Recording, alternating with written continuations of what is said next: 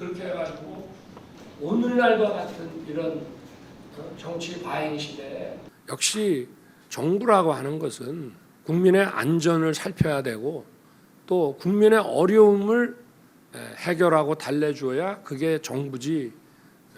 그게 가장 기본적인 거라고 저는 생각합니다. 우리가 이제 미래를 위해서 전략적인 투자도 하고 외교 활동도 하고 또 공정한 어떤 시장과 교육 환경을 만들어서 사회가 민간 중심으로 잘 굴러가게끔 하는 이런 시스템 업무를 하는 것도 중요한데 일단은 국민들이 못 살겠다고 절규를 하면은 그거를 바로 듣고 답을 내놓을 수가 있어야 됩니다. 근데 참 그게 제가 이 대통령직을 수행하다 보니까 참 쉽지가 않아요. 왜냐하면 결국은 이제 돈이 든단 말이에요. 돈이 드는데 그 돈을 누가 부담할 거냐. 또 재정에서 이걸 쓰려고 하면 이게 이제 예산을 막 늘릴 수는 없잖아요. 예산이 막 정부 재정 지출이 팍팍 늘어가면요.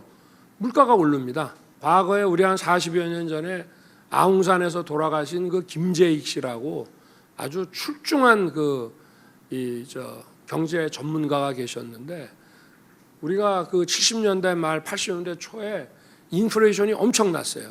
근데 그거를 딱 잡았어요, 그분이. 근데 가장 먼저 한 게 정부 재정을 딱 잡은 겁니다. 재정을 늘려야 된다는 요구가 막 정계에서도 있었지만 그걸 잡아서 물가를 잡은 거예요. 그래서 불효불급한 거를 좀 줄이고 이거를 이제 정말 어려운 그 서민들의 절규하는 분야에다 이거를 재배치를 시켜야 되는데 받아오던 사람들은 죽기 살기로 저항합니다. 새로이 받는 사람은 정부가 좀 고맙긴 하지만 이 사람들하고 싸울 정도는 안 되는데 여기서 빼다 여기다 주려고 그러면 받아오다가 못 받는 쪽은요.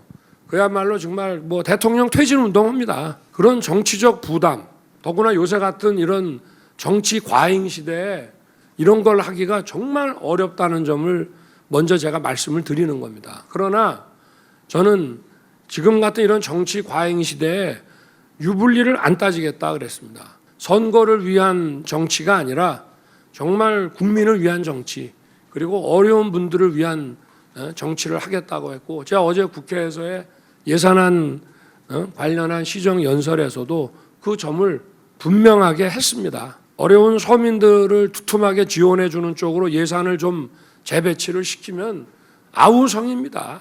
아우성이에요. 내년 선거 때 보자. 아주 탄핵시킨다. 이런 얘기까지 막 나옵니다. 그래서 제가 하라면 하십시오. 그렇지만 여기에는 써야 된다. 그러나 우리 재정을 더 늘리면 물가 때문에 또 서민들이 죽는다. 여러분들은 이제 힘드시고 여러분들은 어떤 식으로 정부는 도와드려야 되는데 여러분들을 도와드리는 여러 가지 방안을 마련하는 이것이 오늘날과 같은 이런 정치 과잉 시대에 어떻게 보면은 서민들이 정치 과잉의 희생자일 수도 있습니다.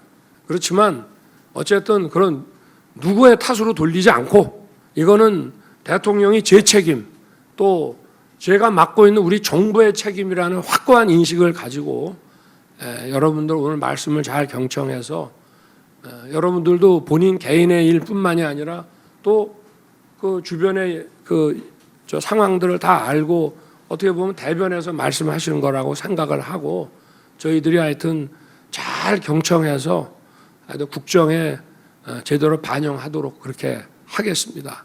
모든 거는 제 책임입니다. 제가 잘 하겠습니다. 감사합니다.